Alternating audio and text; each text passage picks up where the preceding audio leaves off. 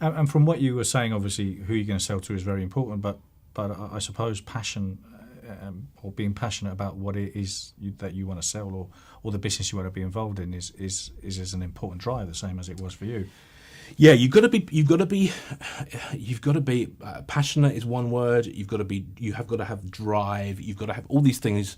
You hear the millionaire entrepreneurs talk about. They're right, and the reason they're right is because it is tough at times, and the people, the 2/3 of businesses who end up failing, it's partly because the business owner doesn't have the resilience to deal with the tough times.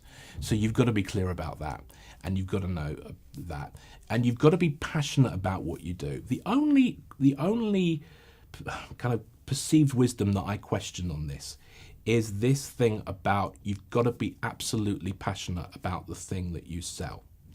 Because my concern about that is that there's a bit of a myth built up, which is if you can't come up with something that you just are so excited about producing and creating, then you're not really a proper entrepreneur, or you're not passionate enough. And the fact is, some people just want the freedom of being an entrepreneur, and there isn't anything obvious to sell to them.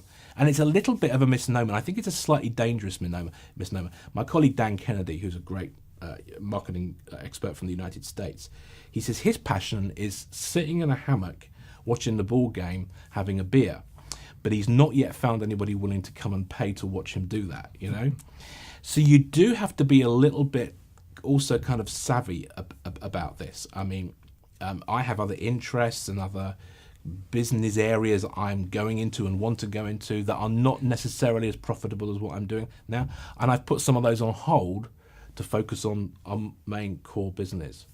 So if if your passion is something slightly left of field and on the edges, and there's not clear evidence that people want your thing, just be careful. Is my only sort of if your passion is walking backwards down mountains in Tibet, you may want to set up a completely different business, make tons of money, so that you can spend half the year walking rather than trying to set up the Tibetan mountain walking business.